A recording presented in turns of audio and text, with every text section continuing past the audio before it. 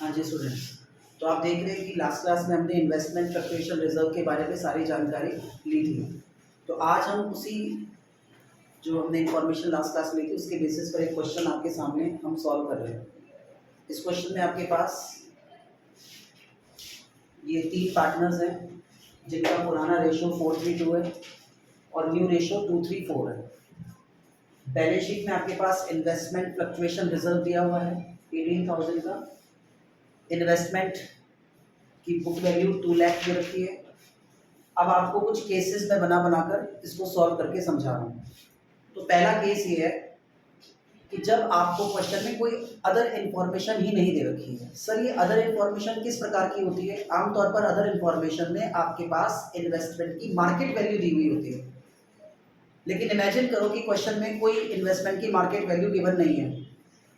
तो उस केस में मैंने आपको लिखवा रखा है कि if there is no information given in your question then तो जनरल एंट्री होती है वो होती है investment fluctuation reserve debit to partners capital account. यानी कि ये सारा का सारा जो रिजर्व है, क्योंकि हम रिजर्व की ट्रीटमेंट को पढ़ रहे हैं, तो सारा का सारा जो रिजर्व है ये पार्टनर के कैपिटल अकाउंट में ट्रांसफर हो जाएगा इन ओल्ड रेशियो। यानी कि केस 1 के अंदर अगर मुझे जनरल एंट्री करनी हो तो मैं जनरल एंट्री क्या करूंगा?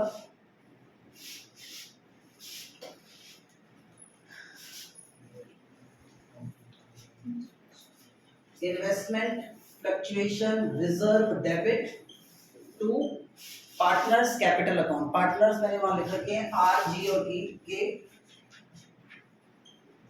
तो इनके कैपिटल अकाउंट में ये पैसा ट्रांसफर हो जाएगा। ओल्ड रेशियो में हमें इस अमाउंट को ट्रांसफर करना है। इन्वेस्टमेंट फ्लक्चुएशन रिजर्व हमें बैलेंस शीट में 18,000 रुपीज का दिया हुआ है। उस 18,000 रुपीज के रिजर्व को आप 4:3 की रेशियो में डिस्ट्रीब्यूट कर दो, तो ये आ जाएगा 8,000, 6,000 एंड 4,000। तो ये केस 1 के अंदर इन्वेस्टमेंट फ्लक्चुएशन रिजर्व का ट्रीटमेंट हमने सीखा। Is it clear? अब बात करते हैं केस 2 की। अब मान लो केस 2 है जिसमें कि क्वेश्चन के अंदर इन्वेस्टमेंट की मार्केट वैल्यू गिवन है and the market value the investment is 2 lakh rupees. Market value of investment is rupees 2 lakh. तो अब क्या करना है? मैंने आपको समझाया था कि मार्केट वैल्यू को बुक वैल्यू से कंपेयर करना है, और अगर उस कंपेयर करने से आपको लॉस होता है तो ये रिजर्व यूज होगा।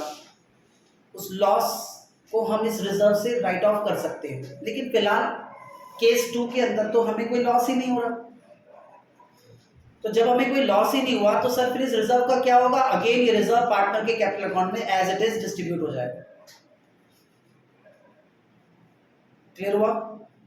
यानी कि केस 2 अगर हम ध्यान से देखें तो इस केस 2 में जो मार्केट वैल्यू है इन्वेस्टमेंट की वो 2 लाख है और बुक वैल्यू भी 2 लाख है। यानी कि हमें किसी प्रकार का कोई भी लॉस नहीं हो रहा, और जब हमें कोई भी लॉस नहीं होगा तो हम इस रिजर्व को सीधा सीधा पार्टनर्स के कैपिटल अकाउंट में बांट देंगे। एंट्री होगी यही केस 2 के केस में, यही same entry as given in case 1।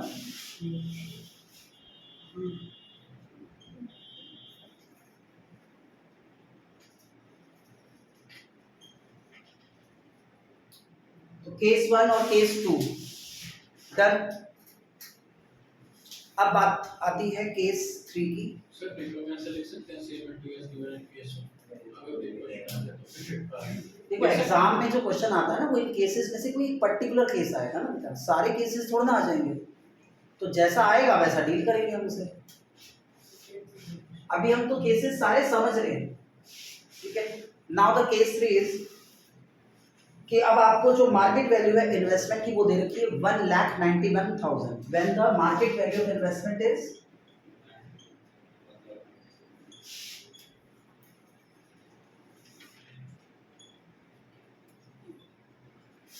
1,91,000।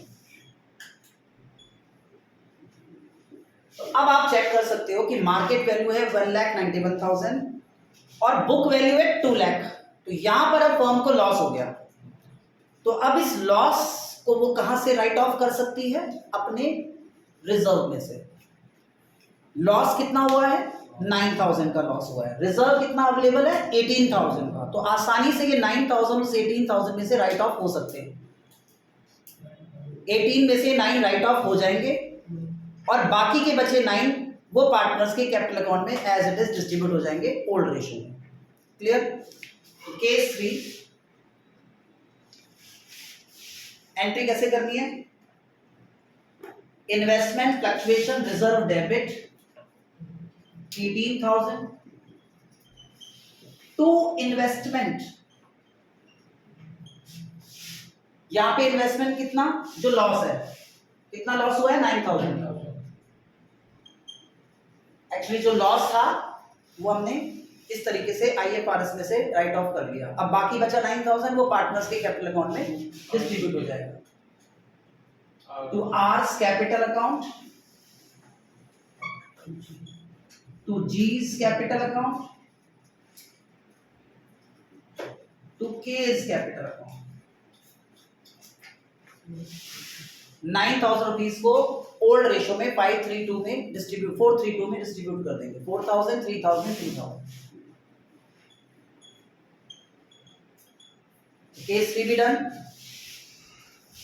Now case 4, when the market value of investment is 1,73,000, case 4। Sir, case for 2,80,000. Case 5 is not that लेकिन मैं ये लेना चाह रहा हूँ। when the market value of investment is 1,73,000। अब जो मार्केट वैल्यू है इन्वेस्टमेंट की वो 1,73,000 हो गई है। अगर ऐसा होता है तो पहले तो ये चेक करते हैं कि लॉस कितना हो रहा है हमें।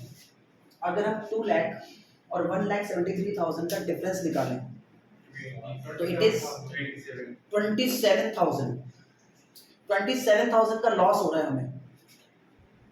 और इस लॉस को राइट ऑफ हम अपने रिजर्व से कर सकते हैं, लेकिन प्रॉब्लम ये है कि हमारा रिजर्व इतना सफिशिएंट ही नहीं है। We have only 18,000। तो कोई बात नहीं, जितना कर सकते हैं उतना तो कर लें, बाकी का बचा हुआ वो हम अपनी बुक्स में एज अ लॉस बुक कर देंगे रिवैल्यूएशन अकाउंट के अंदर। एंट्री क्या होगी? आइए देखिए। एंट्री ले रहा हूं मैं केस 4 में। ध्यान से देखना, केस 4 में जनरल एंट्री मैं कैसे करूंगा। जरा बोर्ड पर देखिए। इन्वेस्टमेंट फ्लक्चुएशन रिजर्व मेरे पास 18,000 का है, जबकि इन्वेस्टमेंट की जो वैल्यू डाउन हुई है दैट इज कॉल्ड लॉस, वो है मेरा 27,000 का। यानी कि 9,000 रुपीज अभी भी फर्म लॉस में हो रही है। 18,000 रुपए का जो इन्वेस्टमेंट फ्लक्चुएशन रिजर्व है उसमें से मैंने जितना राइट ऑफ कर सकता था वो मैंने कर दिया। बाकी का बचा 9,000 रुपए, वो रीवैल्यूएशन अकाउंट डेबिट करके लिखा जाएगा। यानी कि एक तरह से रिवैल्यूएशन अकाउंट में ये बाकी बचा लॉस चला गया। अब इस लॉस की वजह से रिवैल्यूएशन में लॉस आ गया, तो अब उस रिवैल्यूएशन के लॉस को कौन बियर करेगा? पार्टनर्स बियर करेंगे in their capital account in old ratio. So entry is what? मतलब इसमें 2 एंट्री होगी, एक तो ये हो गई और एक एंट्री और होगी इस लॉस को बियर करने की। कौन से लॉस को? इस वाले लॉस को। रिवैल्यूएशन में जो लॉस आया उस लॉस को बियर करने के लिए एक और एंट्री करनी पड़ेगी। एंट्री होगी पार्टनर्स कैपिटल अकाउंट डेबिट, क्योंकि एक्चुअली लॉस है ना तो उनकी कैपिटल डिक्रीज होगी। कैपिटल डिक्रीज होती है तो डेबिट होता है। तो एंट्री हो जाएगी partners capital account debit, that is R's capital account debit, G's capital account debit, K's capital account debit to revaluation account. तो 9000 का ये जो रिवैल्यूएशन लॉस था ये इस तरीके से पार्टनर्स के कैपिटल अकाउंट में डेबिट हो जाएगा। ये था case number 4। Actually case 3rd और 4th को अगर आप कंपेयर करो तो आपको ये नजर आएगा कि अगर मेरे पास जो लॉस हुआ है रिवैल्यूएशन में, सॉरी, इन्वेस्टमेंट की वैल्यू के डाउन होने से जो फर्म को लॉस हुआ है, तो वो लॉस हमें रिजर्व से राइट ऑफ करना है। अगर रिजर्व सफिशिएंट है लॉस को राइट ऑफ करने के लिए तो ठीक है, नहीं है तो फिर वो बाकी बचा जितना भी अमाउंट होगा जो रिजर्व से राइट ऑफ नहीं हो पाया क्योंकि रिजर्व इतना सफिशिएंट नहीं था, तो वो रिवैल्यूएशन अकाउंट के थ्रू पार्टनर्स अपने कैपिटल अकाउंट में ट्रांसफर करेंगे एज अ लॉस। तो ये केस 4 था। अब last case number 5। 2 lakh. Case 5 है कि अगर फर्म को लॉस ही नहीं हुआ, गेन हो गया, मतलब जो मार्केट वैल्यू है इन्वेस्टमेंट की वो होगी मान लो 2,18,000। तो डिवाइड हो जाएगा। When the market value of investment is 2,18,000, तो अब अगर मार्केट वैल्यू ज्यादा है, देखा जाए तो यहाँ पर लॉस तो है ही नहीं, यहाँ तो गेन है भाई। 2 लाख रुपीज उसकी बुक वैल्यू और मार्केट में वैल्यू है 2,18,000, तो फर्म तो यहाँ गेन में है। तो पहली बात तो ये है कि अगर फर्म गेन में है तो ये जो इन्वेस्टमेंट फ्लक्चुएशन रिजर्व है ये एज इट इज पार्टनर के कैपिटल अकाउंट में ट्रांसफर हो जाएगा, क्योंकि इस रिजर्व से अब कोई भी पैसा राइट ऑफ करने की जरूरत नहीं है क्योंकि फर्म को गेन हुआ है, लॉस तो हुआ नहीं। तो एंट्री क्या बनेगी? Investment fluctuation reserve debit to partners capital account. ये वाली मिटा दो ना सारी, सबने नोट डाउन कर ली? सबने नोट कर लिया? सब वीडियो में। अरे बेटा इसको नोट डाउन कर लीजिए आप।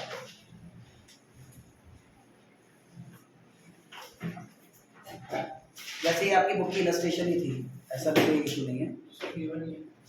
कर लेंगे। समझ इधर लीजिए इधर आप। आप हटा दो। नहीं, I don't have any issue. अगर आपको नोट करना है तो नोट कर लो, क्या दिक्कत है? समझ लीजिए। समझ लिए। कर लो नोट। टाइम है। पिक लेना है, पिक ले लो। सर उसमें आते हैं। एक ही तो है सर। फिर बुला दो। सर समझ आ गया।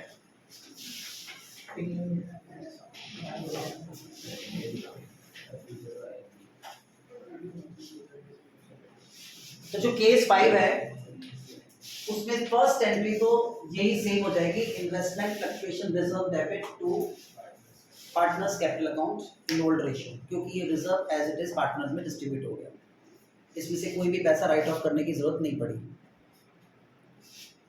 लेकिन देखा जाए तो यहाँ फर्म को गेन तो हुआ है, तो सर उस गेन का क्या करना है? वो गेन रिवैल्यूएशन अकाउंट में पहले जाएगा, क्योंकि जितने भी असेट्स की या लाइबिलिटीज की वैल्यूज में जो चेंज होता है और उस चेंज से अगर फर्म को किसी प्रकार का लॉस या गेन होता है तो वो सभी लॉसेस गेन्स रिवैल्यूएशन अकाउंट के थ्रू ही सॉल्व होते हैं।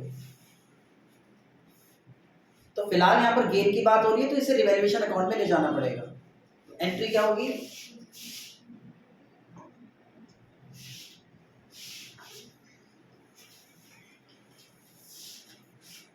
सबसे पहले तो इन्वेस्टमेंट की वैल्यू इंक्रीज हो रही है, देखा जाए तो कितनी रुपीस इंक्रीज हो रही है? 18,000, इसलिए इन्वेस्टमेंट डेबिट टू रिवैल्यूएशन। फिर पहले वो करनी है, वो वाली एंट्री करनी है। देखो फर्स्ट एंट्री तो इस रिजर्व को राइट ऑफ कर दिया हमने, ये जो रिजर्व था इसको राइट ऑफ कर दिया। सेकंड एंट्री जो ये गेन है 2 लाख और 2,18,000 का जो ये गेन है 18,000 का गेन, इस गेन को रिवैल्यूएशन अकाउंट में हमने ट्रांसफर कर दिया। अब इस गेन की वजह से रिवैल्यूएशन में गेन आ गया, उस रिवैल्यूएशन के गेन को फिर पार्टनर्स के कैपिटल अकाउंट में ट्रांसफर कर देंगे। समझ में आया? तो एंट्री होगी पार्टनर्स के कैपिटल अकाउंट में इसको ट्रांसफर करने की, revaluation account debit to partners capital account, R's capital account, G's capital account and K's capital.